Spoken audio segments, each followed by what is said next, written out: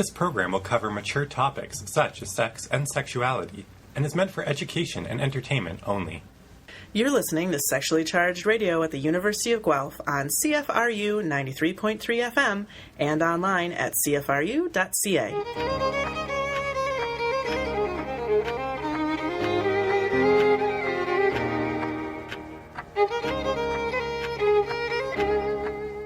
Welcome to the show, Betty. I'm so glad to have you here. I'm Ruthie. Thomas will be joining us a little bit later in this episode. Would you like to introduce yourself to us, Betty? Okay, for sure. So my name's Betty. Well, that seems redundant, but I go to the University of Guelph and I study engineering systems and computing here. I'm in my third year. When I first came to the university, I studied chemistry, actually.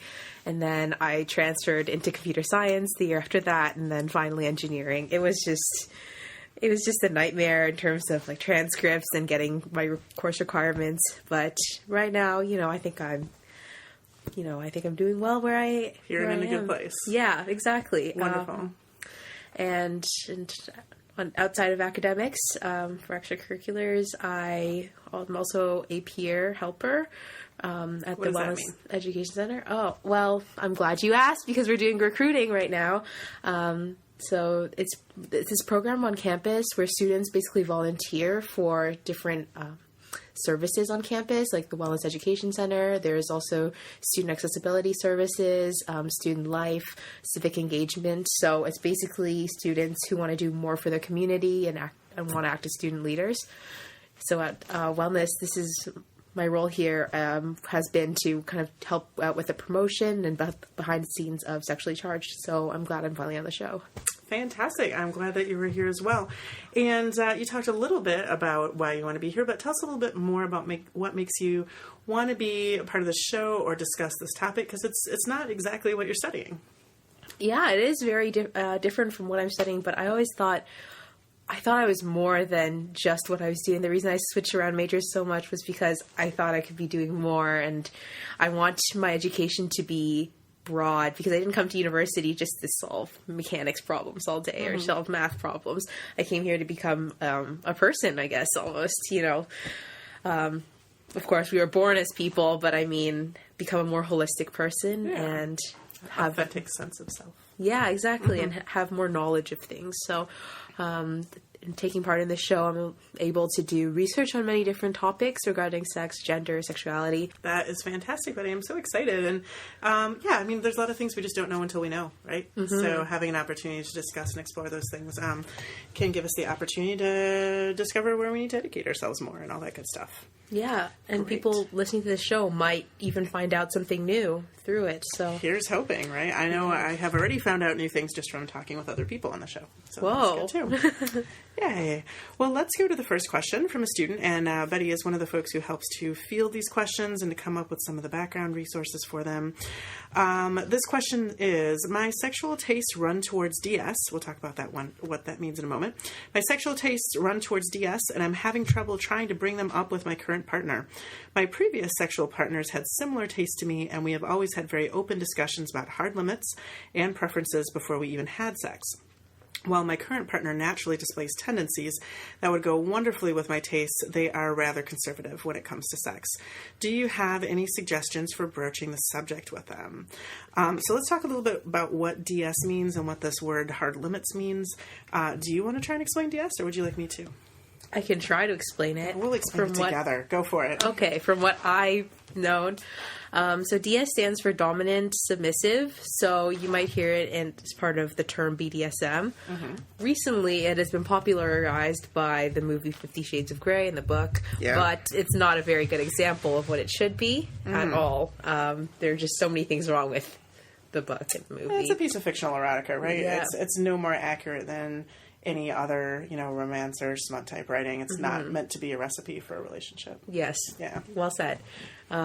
So basically, dominant is usually, from what I understand, it's in the bedroom. You like to take control, and then submissive is where you like to be given orders, and for both of the individuals, it gives them sexual pleasure to be doing so. Mm-hmm. And all of it is consensual. They have boundaries beforehand, and a safe word usually No, not usually. All the time. They should always... Hopefully. Some sort of safe signal. Yeah. Yep.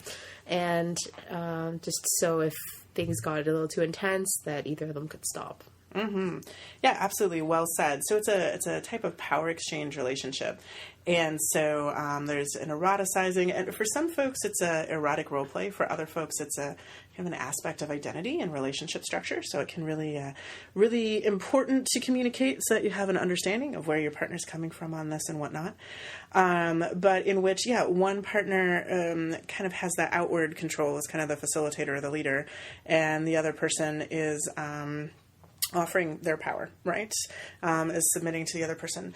In these relationships, though, although there's this kind of outward, somebody's dominant and in control and the other person's submissive and controlled, there's still, both people still have a great deal of power and influence, right? So, the wrong kind of eep from the submissive person should call everything to a stop to make sure that it's okay. And in that, there's a great deal of power, right? Even if they're not the one outwardly calling the shots. And like you said, part of BDSM. So BD is bondage and discipline, DS is dominance and submission, and SM is sadism and masochism. And not everybody practices all of those components that are in there, but that's kind of the umbrella term for it. So here, dominance and submission is what's being mentioned with DS. So what's a hard limit, Betty? Oh, what does that mean? Do you know? What partners can and will not do. Right. Like something that's just off the table. It's not going to happen. Exactly. Not going to go there. This is a hard limit. It's not something I want to explore. It's not something I'm open to exploring. We're just not going there. Yep. Yeah. So with that in mind, let's read it one more time. My sexual tastes run towards DS, and I'm having trouble trying to bring them up with my current partner. My previous sexual partners have had similar tastes to me, and we've always had very open discussions about hard limits and preferences before we even had sex. While my current partner naturally displays tendencies that would go wonderfully with my tastes, they are rather conservative when it comes to sex. Do you have any suggestions for broaching this subject with them? So first, now that we've figured out all the language, first impressions. Well, I think that the person asking the question has been, observing their partner and looking for cues that they might believe would lead them to enjoy that kind of, behavior in the bedroom, I guess.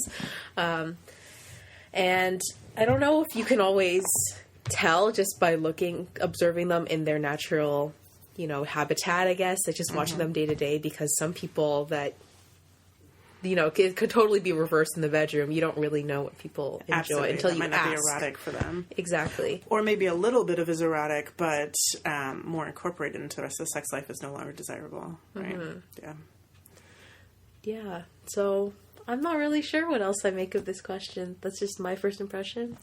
Well, there's a few things that I'm thinking about here. One of them is that it's consent is always really important to figure out around sex. And it's especially important when things are more intense or amped up, right? So if we're enjoying playing with and exploring more vulnerabilities, more things that may potentially be risky, emotionally and or physically, it is really important to have a clear understanding of where it's going, what the expectations are, how to read each other, what you're consenting to and what you're not, hard limits, exploration things. The more of an advanced level that you are playing life at or being sexual with, the more communication is necessary, right? So I would say that too, if people are having multiple relationships or they're having open relationships, right? You're doing this at a more complex or intense level of things, so there has to be more communication. Adding DS to an otherwise vanilla sex life, or just having DS as your sex life, no vanilla that you're adding on to at all, also makes things more intense, more complex, and more risky at the same time. So being able to have that communication is, for me, is a necessity of play. I don't want to play with someone who can't communicate with me. And I don't want to be doing DS with someone who can't give me the kind of feedback I need. So I myself often take the dominant stance in things. And so part of consent conversation for me is making sure that I'm only playing with people that can give me the feedback I need in order to make sure that everything we're engaging is consensual to them. As the person who's in charge of making the rules, I don't consent to playing with someone who can't tell me what they need for consent. So the consent becomes important on both of our sides. Yeah, for sure. Like, if you don't know what that person wants, then it makes it less enjoyable for you because you're always guessing. It gives anxiety. Yeah, I don't want to hurt somebody in the wrong way. and if I can't get the information that I need in order to make that decision well and consistently, then I don't want to play with that person. Yeah. So this partner has some natural qualities in this direction, and that's left vague. We don't know what that means, and that's okay. So they've been attracted to some things about this partner that seem like they could be a good match, but they haven't had the opportunity to talk about it.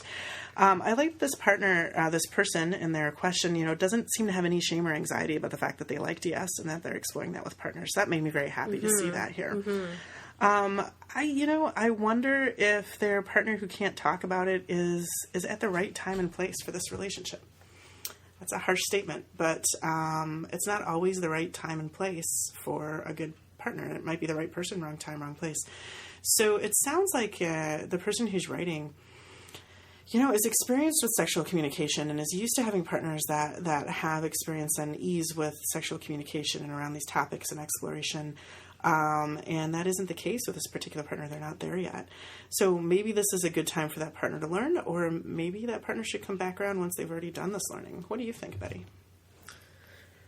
Yeah, I definitely see that side to it where somebody should learn to grow as a person before tackling with relationships. Like, I always heard this growing up, you can't love somebody until you love yourself. Mm-hmm. So in that similar vein, if you aren't comfortable with the topic of sex, if you're not comfortable with, just even like the most basic vanilla sex, then discussing issues around that, then, you can't communicate with someone else until you can communicate with yourself. Exactly. And you might not be ready for the big leagues, I guess. That more advanced stuff. Yeah.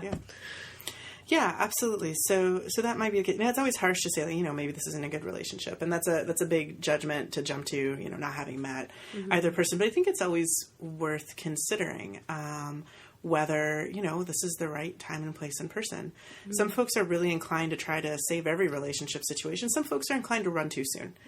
Mm-hmm. But it's always worth considering when I hear one person who's like, how can I get them to? How can I make them understand? How can I get them to compromise with me on this? How come they won't realize what's important? I think to myself, this is a big set of concerns to be having with a relationship, and I don't know how long these two people have been together. It just always kind of raises a few flags for me. Yeah. Let's see. So having trouble even bringing up their DS taste with their new partner. So I wonder what that's about, because it sounds like it's been okay to bring up these things with other partners, but for some reason they're not comfortable even bringing it up with this partner. What do you make of that?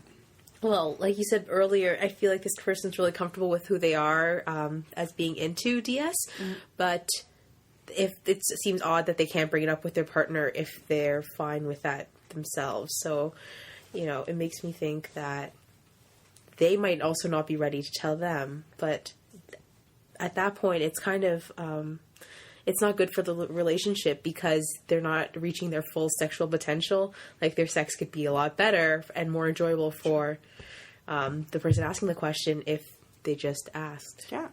Well, and our sexuality is an important component of intimacy, and if we choose to share that in our relationships and to explore it, it's not just something that happens in a relationship, or it's not just you have a relationship and you have sex. It's a core component of who we are for most people, for many people. And it's also, it's a whole social dynamic and relational dynamic. It's an area to explore and grow within ourselves that usually is not completely the same across our whole lives. And, to integrate that into who we are as people and who we are as relationship partners is important. And it deserves the same kind of communication we would have around, what kind of places we like to eat, or what kind of music we're interested in, or, what our goals are for the future, what we want to study, what we want to be when we're done growing up, if that ever happens. All of those are things we talk about without a sense of taboo, really. Mm-hmm. I mean, we might feel judged if we like music that isn't very mainstream or something, or is too mainstream or something like that. But we recognize the value of talking about all those things in relationships, especially in young love type beginnings of relationships. But for some reason, we feel like sex is different. It's this taboo topic that we don't integrate into our lives the same way. That's unfortunate. Yeah. And I gave a good soapbox speech about that there. Well, are there any So, we've come up with a suggestion. Maybe this relationship isn't in the right time and place for it. Maybe they're not perfectly okay with their own DS. Maybe, the relationship is one where they tend to feel judged or worried. So that's a concern as well. But we haven't really brought up any good suggestions for just how to bring it up. So what do you think? What are good ways to bring up any kind of sexual interest that for some reason your partner isn't intuiting or don't feel as mainstream or whatever the case may be? How do you bring that up with somebody? It sounds like they're dating here, so it's not just a one-night stand hookup sort of situation. How do you bring this up with someone you're dating, and when do you bring it up with someone that you're dating? I think that if I were this person asking the question, I would take advantage of those moments when I notice that they are behaving in a way that makes it seem like they would enjoy DS, and then I would capitalize on those moments by saying, hey, you look really cute when you do that, or saying that, or suggesting that you like it when they behave that way. Mm-hmm. So introducing it slowly at first so that the person at least has some idea in their mind that, oh, maybe this person enjoys when I do this, so they're more comfortable with the thought of that. Mm-hmm. Mm-hmm. So building on natural opportunities to have that conversation, sometimes even in the moment, or maybe revisiting it later, like, hey, when you did that thing, that was really cute or really hot. Do you want to try more of that? Is that something you like? Was that new? I liked it too. Where else do we want to go with this? I'm also thinking about the level to which it's important to the person. So for some folks, DS or a kink is just kind of some extra icing on the cake, right? On a cake that already has lots of icing. So it's a nice thing to have more of, and it's exciting, but not having it is no deal breaker. It's not really a problem. And then it runs the whole spectrum all the way up to folks where it just is an essential element of the relationship and the sexual encounter. Maybe it's not even an element. It's a necessary context or structure. So I also think about the level of importance. So if it's really important that your partner be a strong match for you around whatever your sexual interests are, may be, that kind of begs having to bring it up sooner, and kind of use that as a weeding out criteria for potential partners, which is a little risky and scary because, statistically speaking, you might be less likely to run into people who are not mainstream in their desires versus, mainstream is mainstream, right? So I wonder about that with timing too. I like your idea of building on situations as they happen. I also wonder about, the opportunity for a little bit of dirty talk and to put a toe in the water, or to even say, hey, there's some stuff I like that's like really personal and vulnerable, and I'd like to share some of it with you and see what you think, and just putting it out there. However, if they say no to all that, that's pretty risky. Yeah. Any of that bring up anything for you? Well, if they do say no on the off chance that does happen, then if this is important to you, then they're not the right partner for you. And there's also that possibility, like we said earlier. But only this time, if their sexual interests don't match yours, then you have to think about how much you want to be with that partner, considering you can't express yourself in the bedroom the way you want to. Yeah. And whether monogamy is for you in this situation. Again, another conversation you'd want to have very openly and transparently. But sometimes people find that they match in a whole lot of ways with a particular partner, except for one that may be so important that they want to find it with someone else. And so there's a conversation about opening the relationship just for this particular activity. For some people, DS, it doesn't happen at the same time as sex even. And they and their partners might decide that that's okay to have with other partners and not with this one. And some people just like open relationships, so they're just, eager for that opportunity. But yeah, there's lots of possible options around this. But feeling like you cannot communicate about something that's important to you sexually or intimately, that concerns me. Yeah. Well, I wish this asker luck. I hope that they are able to open this communication, or to find a partner with whom they can have this kind of open communication. It sounds like they're bringing a lot of really great skills to the table in their relationships, and they deserve a partner, whether it's this one making some progress with it, or whether it's other partners. They deserve people who are meeting them where they're at with that, who are allowing them to gain even more skills than they already have. Absolutely. So, any final thoughts for them, Betty? Good luck, and thank you for asking this question. Yes, thank you so much for braving this question. You're listening to Sexually Charged Radio at the University of Guelph on CFRU 93.3 FM and online at cfru.ca. Welcome back. We're here with Betty and Thomas. How are you doing, Thomas? I'm doing wonderful. I'm so glad to be here for this. I'm so glad you're able to make it after your lecture. We have a few good questions. Betty and I were talking about DS and how to bring that up with partners who don't necessarily want to have that conversation or just very conservative in general. And now we're working on to some other questions. So this one's really different in topic. So this question, when is it okay to out somebody? What counts as outing, and what do you do if you've already outed someone? So what does this question even mean? When is it okay to out someone? What is that asking? So I think, it starts, we should probably define what outing means. Mm-hmm. And I don't think this is actually going to be consistently agreed upon by a lot of individuals, so definitely correct me if you have other perceptions of it. Outing is disclosing someone else's identity that typically would be an invisible identity. So thinking of things like someone's sexual orientation, their gender identity, if that might not be visibly known to others. Even someone's religious status or... invisible disabilities, maybe. Invisible disabilities. Health issues. Yeah. So, outing is just really the disclosure by someone else, or I guess even of yourself, to another person or another group of people, that information. That's at least how I've always defined it. This is a tough one because these are all aspects of identity that you're talking about that may conflict with mainstream assumptions of privileged identity. So we may assume someone does not have a disability until we learn otherwise, or we may assume someone is straight until we learn otherwise. And so this I can see getting complicated really quickly because if we are proud of our friends or knowledgeable about our friends, we may just be talking conversationally about things that do conflict against mainstream assumptions because we're not judging them for that, or because we don't want people, because it might not even be possible to have the conversation without without clarifying something or revealing something. Betty, what are your thoughts on outing? Is this the way that you would define it? Yeah, all of those seem like perfectly valid points.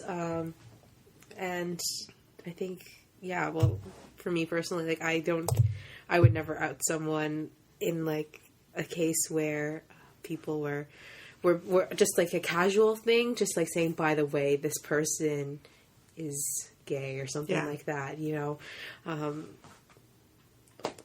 Ruth is queer? Yeah. So, or something like that. But let's say, for instance, I'm out at the coffee shop on the weekend and I'm there with one of my partners who isn't my spouse. So one of my, because I've discussed before in the show that I do consensually non-monogamous relationships. So, maybe that a student runs into me at the coffee shop and I'm just out in public with that other partner. Maybe that partner appears to be the same gender as myself. And, a student may mention to another student, I saw one of the profs today at the coffee shop. Yeah, they were with this other chick, or it looks like they're dating or something like that. And they might not even mean it as a big deal, or they might even just be assuming that I'm out in public, so it's not an issue. But for me, that may not be an issue, but for other people, that may very much be an issue. I think outing oftentimes can happen in a very innocent way. Mm-hmm. In a very innocent way. Well, I think that it's an innocent, unintentional, or even ambiguous way that sometimes, it's said as an off-the-cuff kind of comment, or it's just it's said as a matter of fact by one person, not recognizing that the person they're telling it to doesn't know that information. Right. Mm-hmm. Yeah, that's a good point as well. So you don't necessarily know who's out about what. Someone may be very public about something with you, that they're not public about with other people. And it can be difficult to know and balance all of that for others as well. Mm-hmm. So when is it okay to out somebody?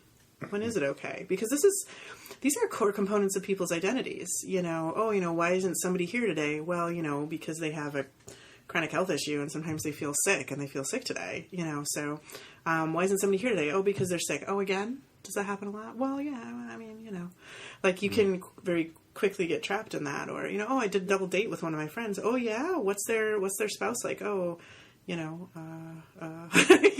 you can stumble into that very quickly. So yeah, what do you think? When is it okay? How do we know these lines? I think it depends on whether that person themselves is actually if that person themselves is actually out in the public as well, like if that person just told you about their gender identity or their sexual identity and they haven't told anyone else, then I don't think it's right for you to be telling other people. And like you said, if somebody's always sick and then people are prying into it and then you know this information, but the other person hasn't told many other people, there are ways to go around it. You can just say, I don't know for sure, or... No, I don't know. You'd have to ask them about that. Yeah, exactly. So there are ways to get around it. And if people usually aren't that persistent where they must find out everything. Yeah. Well, and oftentimes it comes from a place of caring, and maybe people will get the idea that there's some sort of protected information there, but you're not necessarily sharing it.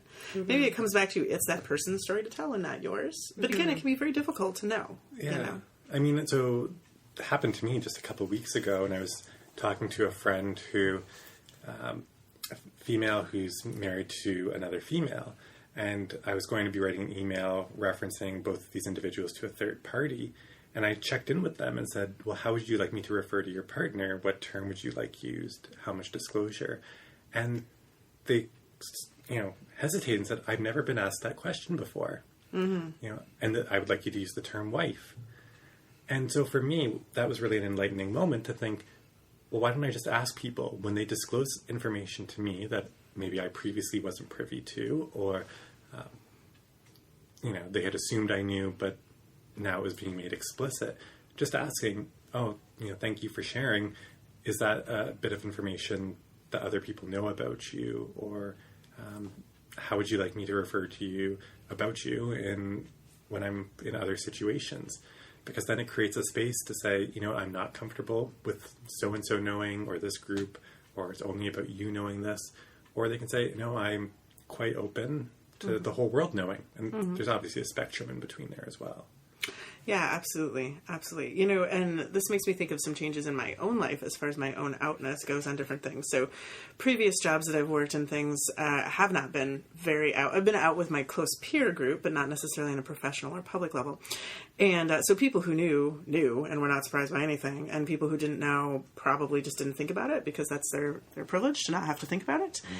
And so it's been an interesting experience for me, shifting my own level of outness and to a certain degree being, kind of professionally out, and sometimes, being the person who sits on a board, on a planning board as your token queer, or your token non-monogamous person, or your token kinkster, whatever the case may be, which is always interesting because you want to have that representation, but I'm also like, hey, I can't represent everybody, folks, and also people on the radio can't necessarily see me, but I embody quite a bit of privilege at the same time. So it's been interesting to me to navigate that and see how it goes, and different cultures for that too. So that's always something I'm kind of weighing out for myself as well. You had a story about a training you went to where somebody was mentioning me too. Yeah, the trainer actually was talking about you, and she said that you referred to yourself as she sorry, oh my gosh, so many pronouns, I'm just getting confused, but I'm going to try my best. She said that you went by she. Mm-hmm. The trainer noted that I used to use the pronouns, female pronouns, and now I switched to gender neutral pronouns. Exactly. Yeah. And she had gotten it confused during training. She said she referred to you as she, and she corrected herself, and she said that you go by they now. Mm-hmm. So it was interesting to see her correct herself, and in some ways that was a form of outing you as well. Absolutely. So yeah, so I mean, in this circumstance, I'm public about that, but I didn't used to be. So it would be just my peer group who would use gender-neutral pronouns, and then I just wouldn't correct other people, and so they would automatically default to female ones at that point, and I just wouldn't say anything about it. So kind of a not outing by default, I guess, or by silence or omission. And it wasn't that the information wasn't out there and available if somebody asked. It's that nobody ever asks. So, I mean, that is the privilege of the mainstream, to assume that other people are like you unless told otherwise, and you can decide whether to ignore that or not. And I think, delving into that privilege as well. So if you want to hold the mantle of being an ally, which I don't really believe it's sort of a destination. I think it's always a process of being an ally. Yeah. But if you do want to consider yourself on that road to allyship, I feel like it's a record title or some sort of musical number. it's that you can't just be an ally when the person's there in the room. Mm-hmm. That if I'm out to dinner with another friend and I start talking about you, Ruthie, I can't misgender you at dinner because it's easier. Mm-hmm. Because how am I then an ally to your genderqueer identity? So how do you balance that with protecting somebody who might not be all the way out? How do you honor someone in both directions, which may be in conflict? I don't have the answer. I think you could use gender neutral pronouns for everyone, and then if you use the same thing for everyone, then people usually don't question it. Although I have encountered, so now a person who's quite close in my life does not want gender neutral pronouns used for them. They are trans, and so using a gender neutral pronoun is not honoring of the hard work that they put in to be recognized as the gender they are. So that was a big learning moment for myself too. You know, I thought I was safe with using they for everybody, and then finding out like actually that's not honoring for everyone, and that was also illuminating a bit of my privilege too, because I'm comfortable in this kind of in the middle world, assuming that everyone else feels at least neutral about gender neutral terms, which is not the case for everyone. It's so complicated, guys. It's so complicated, and gals and queers. People, it's complicated. Mm-hmm. And chipmunks too, I'm sure, absolutely across the spectrum. And I think part of it is it's a learning process with individuals that, you might do it wrong, you might accidentally out someone, but then it's about the corrective action you take afterwards. Mm-hmm. If that outing was unintentional, but did create some harm and had that impact on the person, I think it's your responsibility to own up to that and then find a way to rectify it if possible. But you really need to have that conversation, say, this happened, and I just want to know, how do you feel about that? Check in, yeah. And, if it really did cause some serious harm, which, outing individuals can have a lot of significant ramifications, then what can you do as the person who engaged in that behavior to make things a little bit easier or better for sort of the whirlwind you've initiated? Mm-hmm. And whether that's, going back to talk to the person who you outed your friend to or your colleague to and saying, I told you this information. It really wasn't my information to share. I would appreciate if you could hold this in confidence. Things like that can help remedy the situation, but... Well, and asking that person how they would like it remedied. Yes. Right, yeah. Yeah, and just reflecting that, this complexity, this difficulty in trying to do it right, speaks to where we are at culturally in this time in history. That, we're at a point where things aren't okay for everybody yet, where we still make a tremendous amount of assumptions about people and who they are, and the ramifications of not meeting those assumptions or not matching those assumptions are still significant.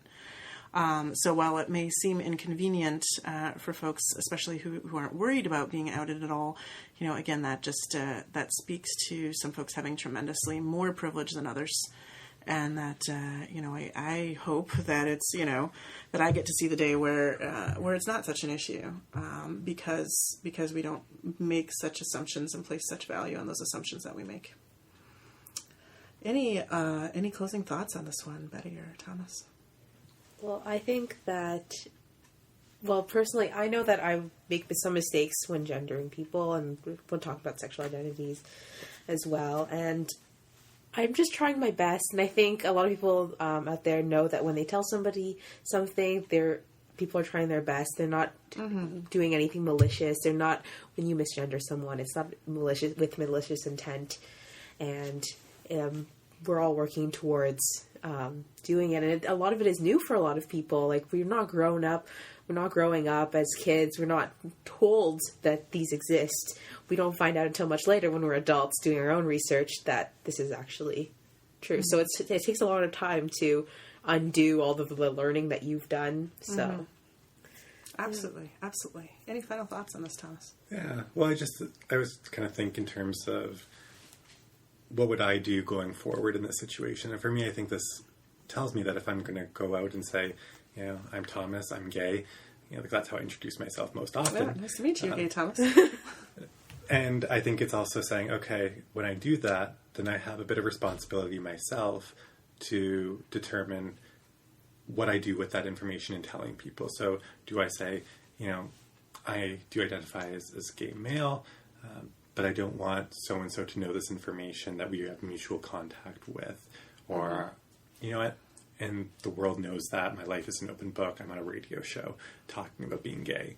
So, I think it's my responsibility in saying that to create some parameters, as well as it is other people's responsibilities with holding certain privileges to then also inquire as to, with that information, who is allowed to know or who does know this. Yeah. So I think it's that balance between we're all part of a conversation and how can we get each other on the same page. Wonderfully said. Wonderfully said. All right, let's take a break for just a second, and then we'll come back with our next question. You're listening to Sexually Charged Radio at the University of Guelph on CFRU 93.3 FM and online at cfru.ca. We can't replace personalized professional advice of a medical or counseling nature. While we do talk about real people's questions and real-life situations, these conversations aren't intended as advice for them or for anyone else. Welcome back, everybody. I'm here with Betty and Thomas. Hi. Hello. Hey. And we're answering and discussing questions about sex, gender, sexuality. So I would be curious to hear from both of you. How do you define a sexual encounter? What counts as sex? Those might be two different questions. They might be the same. Betty, you're first.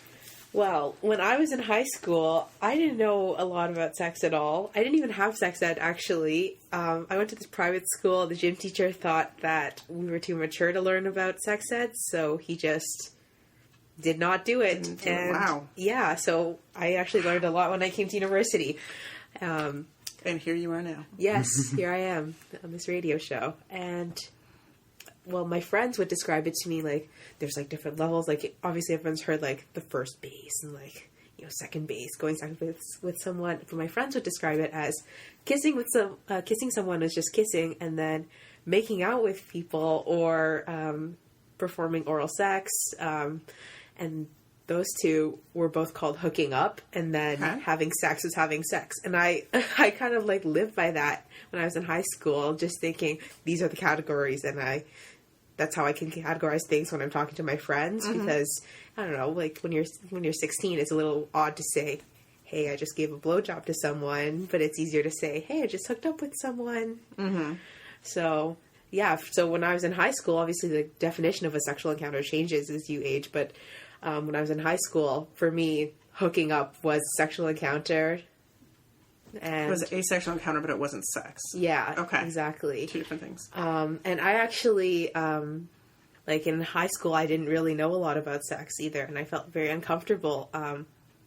Like even having sex, it wasn't like, I mean, in the stages leading up to sex, like I could tell when my partners would want sex with me, but I always held off on it because I didn't think I was ready. Fair. Yeah, so I never really... Maybe you weren't. Yeah, so I feel like when I actually eventually did have sex, I was ready for it, and I guess that's what I would call a sexual encounter now. So now a sexual encounter includes sex, like intercourse. Yeah. But in high school, a sexual encounter would be different from sex. It would be more like hooking up. Yeah, it would more be like, oh, I saw a penis. Sexual encounter. Found it. Yeah. Might have been on the bus, but how about you, Ruthie? How would you define? How would I define these things? So this is really interesting. So I define the word sex very, very broadly.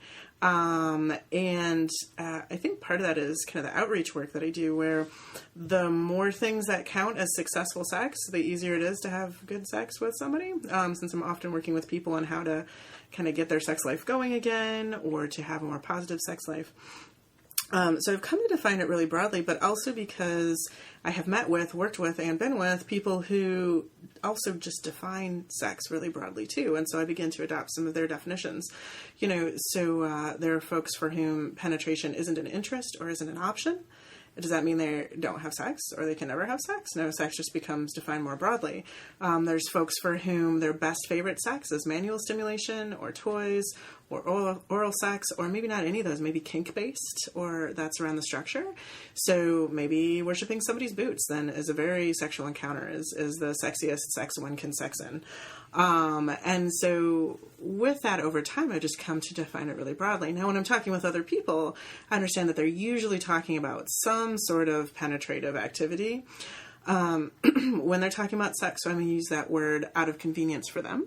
But it tends to not be how I define it myself. So to me, sex and a sexual encounter would both be the same thing, and they would be an almost infinite number of things. So perhaps just exchanging massages that don't have any genital contact at all could very easily be sex or a sexual encounter. It doesn't necessarily have to be something that's intended to or successfully gets to an orgasm. And again, that's, many people in my life, both professionally and personally, for whom orgasm either isn't a thing that they're looking for out of that encounter or isn't going to happen for them right now in life, or whatever the case may be. And then who am I to say that they're not having sex, or that we're not having sex, or it doesn't count? So that word has become incredibly broad for me, and I also know that I'm pretty unusual in how broad those words are. How about you, Thomas? Yeah, I mean, as you're describing it, I was like, yeah, I totally agree with so much of what you're saying, because either I maybe hadn't thought about it in certain ways, or you just explained it very well. But I also think of sexual encounter as there's telephones and online communities apps. And I think sexual encounters can be so much in terms of not even being in physical proximity with each other. Oh, that really broadens my thinking. There's the whole technology part. Okay, so do we need to be in the same room or not? Could we be on opposite sides of the planet? Yeah. So I'm thinking about long distance relationships and phone sex. I'm like, okay, that would be a sexual encounter. Would I still call it sex? Well, I mean, if I call masturbation sex with myself, then I guess that would be probably. So suddenly, they're just this whole idea of sexual encounter. Could it be a look across the bus, or is it there's a lot of different ways I think people can experience sexual excitement or enjoyment or arousal, and so I feel weird trying to define what sex or sexual encounter is, because it's like, well, for me, I think there's probably a checklist of 112,000 things that probably fall on there. But for somebody else, maybe that definition is really just penetrative, like you said. So, I think it's about maintaining that openness, that, what sex to me might not be sex to you, and what sexual experience or encounter is with me is not the same to you. And I think that's where a lot of the miscommunication might emerge, is when people have those different understandings of what sex or sexual encounters are. What just happened between us? Was that sex? Was it not? Yeah. Was it consensual? Was it not? Absolutely. Does this mean anything about our relationship with each other, or does it not? It's so complicated. So on one hand, when I was giving my answer, I was like, man, I live in such a weird sexual utopia. But then on the other hand, it really does make things very complex. And fun. Absolutely, especially when it goes well. Yeah. And I'm thinking about when two different people define it differently. How do you honor your own definition and also honor the other person's definition? Oh, did the two of you have sex? Well, yeah, I would consider it sex, but I don't think the other person would. And by the way, I can't share anything else about them because I don't know what they're out about. So there we go. So it becomes quite open in that way. It can be useful, I think, to have a very broad definition, but a super open definition can sometimes be so useful that it's useless. What is it that I'm trying to communicate at this point? But then do we just need to be more focused on behavior-based consent? Say, this is the behavior I want to do. Do you want to do this behavior? Yeah, this is what I'm into. How about you? Yeah. Versus saying, do you want to have sex? Well, that might mean that you want to do item 49,012 on the list, or it could be you want to do item 52 on the list. Yeah. And so, I think what happens. Just saying... This brings us back to Netflix and chill, which I'm obsessed with, which is that communication around it, that it is really difficult and complex and vulnerable, but it doesn't necessarily need to feel that way if we're learning and practicing different ways of communication with that. I do like the casualness of the invitation, that it's so comfortable to extend that to someone, but at what point is the next level of communication happening with that, and what counts? And also in a culture where sometimes engaging in certain types of sex with people, some folks think that means that you have a certain type of relationship, and other folks don't. For some folks that comes with emotional intimacy and perhaps commitment, and they may assume that other folks feel similarly. I was looking at, it was on Tumblr, so who knows how long this is from. But somebody collected a bunch of quotes from people who were distressed about relationships gone wrong or something. And they made these quotes into banners and they hung them up on abandoned buildings. So they were phrases like, I felt so safe around you, or why did you kiss me, or things like that. And I keep thinking about this one abandoned building with the phrase, why did you kiss me, on the front of it.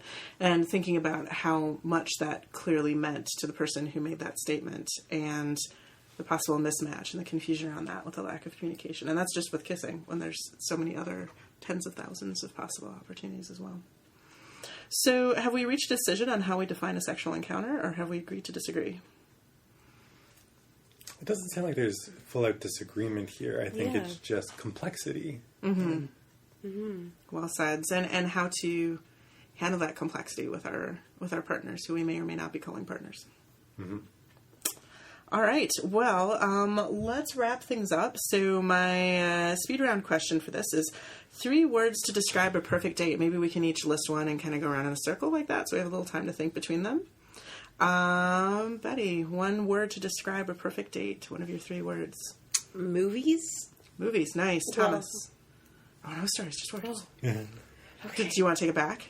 No. I just wanted to, is it a first date, or see, it depends, because I don't want to watch a movie if it's not my first date, because movies are good for first dates because you don't really know the person, so you can talk about the movie after. So we will change 3 words to describe a perfect first date. Okay. All right. So movies. Comfortable. Exhilarating. This is technically 2 words, but it's like one You're phrase. You're going to hyphenate it? Holding hands. Holding hands, all right. Intimate. Exploring. Exploratory. Yes. Conversation. Authentic. Oh no, I can't think now.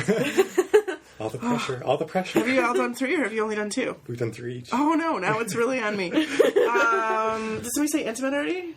Did you say that? Am I copying you? Yeah. Oh, can I just second that?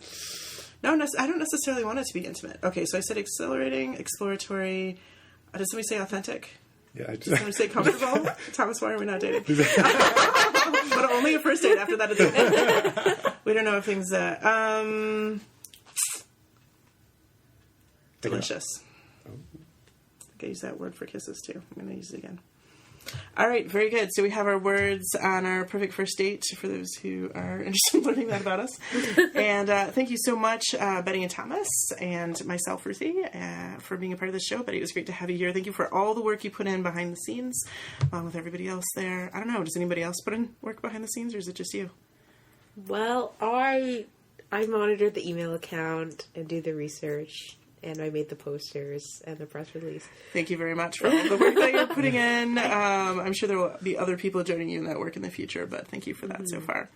And we hope to see you all at the next episode. Bye. Bye. Got a question for Sexually Charged Radio? Send it to asksc@uoguelph.ca. But please do note that not all questions are guaranteed a response or acknowledgement on the show. We'll let you know if your question's been selected for discussion. Your name will be omitted from the show, but your question will be read out loud if selected. This account is monitored by a peer wellness educator from the Wellness Education Center at the University of Guelph, not by the host of this program. You're listening to Sexually Charged Radio at the University of Guelph on CFRU 93.3 FM and online at cfru.ca.